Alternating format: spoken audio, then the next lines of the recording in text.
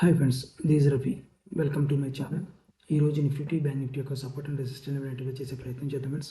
చూడండి friends, bank Nifty closing వచ్చి 52,364 points దగ్గర బ్యాంక్ నిఫ్టీ అయితే క్లోజ్ చేయడం జరిగింది. బ్యాంక్ నిఫ్టీ యొక్క support and resistance level already మీకు నేను మెన్షన్ చేయడం కూడా జరిగింది అనమాట. ఇప్పుడు మార్కెట్ మనకు support and resistance level middle point of view ఉందన్నమాట. ఈ middle point of view support and resistance మనం చూసుకోవడానికి మాత్రం మనం ఏది కూడా బై చేయకూడదు అనమాట. ఇంట్రాడే బేసిక్లో ఓన్లీ ఇంట్రాడే బేసిక్లో మాత్రం ప్లే చేస్తానికి మాత్రం ఉపయోగపడుతుంది అనమాట. ఒకవేళ middle point of view market ఉన్నప్పుడు డెఫినెట్గా మనం పుట్ ఆప్షన్ తీసుకుంటే ఒకసారి గ్యాప్ అప్ ఓపెన్ అయ్యే అవకాశం ఉంటుంది మార్కెట్ న్యూస్ బేసిక్ మీద. అలాంటప్పుడు మనం చాలా మటుకి లాస్ని తీసుకుని ఎగ్జిట్ అవ్వాల్సి వస్తుందన్నమాట. సో మనకి సపోర్ట్ అండ్ రెసిస్టెన్స్ లెవెల్ మనం ఐడెంటిఫై చేసినప్పుడు డెఫినెట్గా ఆ పర్టికులర్ పాయింట్ దగ్గర మనం హోల్డింగ్ పర్పస్లో ఆలోచించాలి తప్ప కానీ మిడిల్ పాయింట్ ఆఫ్ వ్యూ మాత్రం ఆలోచించకూడదు. ఇప్పుడు మాత్రం ప్రజెంట్ ఇంటర్డే బేసిక్లో మాత్రమే ఇప్పుడు ఉపయోగపడతాయి అన్నమాట middle point of view market ఉన్నప్పుడు. ఓకేనా, అయితే మనకి 52,300 దగ్గర వచ్చిన సపోర్ట్ ఆ లెవెల్ బ్రేక్ అయితే డైరెక్ట్గా మన టార్గెట్ 52,000 దగ్గర పెట్టుకోవచ్చు. సో ఆ 52,000 దగ్గర బ్రేక్ అయితే 51,800 దగ్గర సెకండ్ టార్గెట్ అయితే పెట్టుకోవచ్చు మేడం. అదేవిధంగా మనకి అప్సైడ్ మూమెంటం వెళ్తే అప్సైడ్ మూమెంట్ చూసుకుంటే 53,2,500 దగ్గర ఒక రెసిస్టెన్స్ ఉంది. ఆ లెవెల్ బ్రేక్ అవ్వాలి. ఆ లెవెల్ బ్రేక్ అయితే మళ్ళీ డెఫినెట్గా మనకి మార్కెట్ 53,000 దగ్గర టార్గెట్ పెట్టుకోవచ్చు. సెకండ్ టార్గెట్ 53,400 వరకు మన టార్గెట్ పెట్టుకోవచ్చు మేడం. గ్యాప్ అప్ ఓపెన్ అయితే మాత్రం డెఫినెట్గా 53,000 నుంచి 53,400 నుంచి గ్యాప్ అప్ ఓపెన్ అయ్యే అవకాశం ఉంది.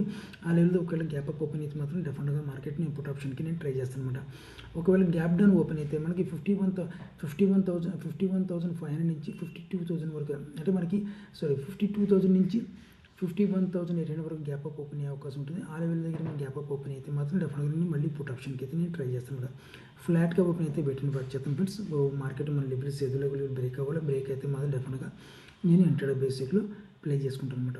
ఓకే, ఎక్కువ శాతం నేను హోల్డింగ్లోనే చేస్తాను ఫ్రెండ్స్. ఎందుకంటే మనకి మొత్తం పర్టికులర్గా ఈ మొత్తం పాయింట్స్ మొత్తం అన్ని నేను క్యాప్చర్ చేయాలి కాబట్టి హోల్డింగ్లో పెడతాను అనమాట. ఇంటర్డే బేసిక్లో మనకి క్యాప్చర్ చేయలేం. 20%, 30% క్యాప్చర్ చేస్తాం, మిగతా పాయింట్స్ మనకి వదిలేస్తాం కాబట్టి. సో దాని గురించి నేను ఇంటర్డే బేసిక్లో తక్కువగా నేను ప్లే చేస్తాను. మార్కెట్ని హోల్డింగ్లో మాత్రం ఎక్కువగా నేను ఆప్షన్లో పెట్టుకుంటాను అనమాట. నేను హోల్డింగ్ కూడా మిడిల్ పాయింట్ ఆఫ్ వ్యూలో పెట్టను. పర్టికులర్గా మన support and resistance level with volume ప్రకారం వస్తేనే మనం అక్కడ మాత్రం నేను ఎంటర్ అవుతాను. లేదంటే మాత్రం నేను ఖాళీ కూర్చొని మార్కెట్ని వాచ్ చేస్తుంటాను. సో ఫ్రెండ్స్, ఇది ఫ్రెండ్స్ బ్యాంక్ నిఫ్టీ యొక్క నా యొక్క వ్యూ అయితే నా లెవెల్స్ అయితే రకంగా ఉన్నాయి. ఇప్పుడు ఒకసారి నిఫ్టీ ఒకసారి చూద్దాం ఫ్రెండ్స్.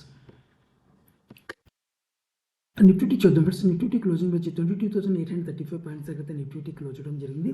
సో నిఫ్టీలో మనం చూసుకుంటే మన సపోర్ట్ లెవెల్ని మీకు ఐడెంటిఫై చేయడం జరిగింది అని సపోర్ట్ లెవెల్ చెప్పడం జరిగింది. అదేవిధంగా రెసిస్టెన్స్ లెవెల్ కూడా మీకు చెప్పడం జరిగింది. కానీ ఈ 3 days మన హోల్డింగ్లో ఒక సపోర్ట్ లెవెల్ ఉంది. ఈ లెవెల్ కూడా మనకి బ్రేక్ చేయడం జరిగింది విత్ గ్యాప్ డౌన్తో. బ్రేక్ చేసినట్టు నేనైతే ఈ లెవెల్ దగ్గర నుంచి పుట్ ఆప్షన్ తీసుకుని కోట్ ఆప్షన్ తీసుకుని ఇంట్రాడే బేసిక్లో ప్లేట్ చేయడం కూడా జరిగింది మేడం. సో కొద్ది గొప్ప ప్రాఫిట్ అయితే తీసుకోవడం జరిగింది. అయితే మార్కెట్ ఇంకెంతవరకు పాసిబిలిటీ ఉంది అంటే డెఫినెట్గా మార్కెట్ ఇంకా పాసిబిలిటీ ఉంది. నిఫ్టీలో 21,000 మనకి 21,700 నుంచి 25,500 వరకు వచ్చేసే అవకాశం పాసిబిలిటీ నిఫ్టీలో మనకు కనబడుతుంది.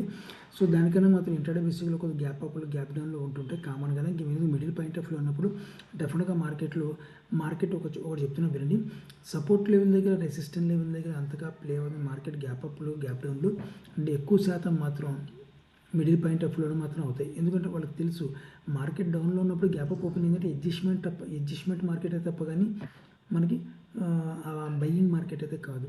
అదేవిధంగా గ్యాప్ డౌన్ ఓపెన్ అయినప్పుడు మార్కెట్ డెఫినెట్ గ్యాప్ డౌన్ మనకి డౌన్ ట్రెండ్లో ఉన్నప్పుడు మార్కెట్ గ్యాప్ డౌన్ ఓపెన్ అవుతుంది కాబట్టి అది ట్రెండింగ్ అనమాట. ఓకేనా, అదేవిధంగా మనకి అప్సైడ్ మూమెంటం మార్కెట్ ఉన్నప్పుడు గ్యాప్ అప్ ఓపెన్ అయినప్పుడు ట్రెండింగ్ అనమాట, ట్రెండింగ్ మార్కెట్లో.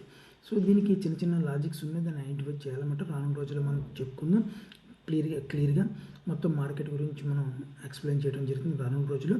అది కూడా సబ్స్క్రైబ్ పెరిగితే డెఫినెట్గా మార్కెట్ని మనం ఒక నెక్స్ట్ లెవెల్లో మీకు ఎక్స్ప్లెయిన్ చేయడం కూడా జరుగుతుంది మేడం.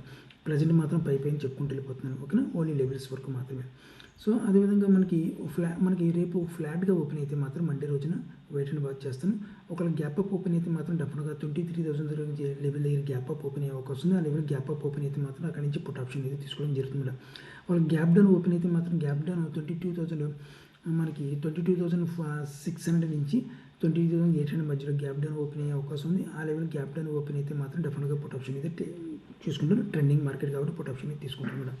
ఓకేనా, సో మనకి అదేవిధంగా ఫ్లాట్గా ఓపెన్ వచ్చి వెయిటింగ్ వాచ్ చేద్దాం. రానున్న రోజుల్లో మనం చూసుకుంటే మాత్రం నిఫ్టీ డెఫినెట్గా మళ్ళీ మనకి 21,022 నుంచి 21,500కి మనకి వచ్చేసే అవకాశం నిఫ్టీ కనబడుతుంది, రావాలి కూడా. ఎందుకంటే వరల్డ్ న్యూస్ ఇంపాక్ట్ వల్ల.